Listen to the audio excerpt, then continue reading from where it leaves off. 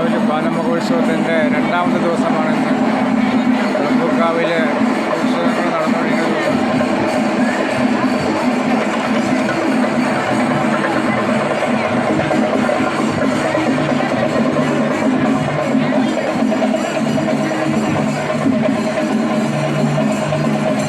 Like ചെയ്യുക, share ചെയ്യുക, comment ചെയ്യുക. അടുത്തൊരു വീഡിയോയുമായി വീണ്ടും വരുന്നതാണ്.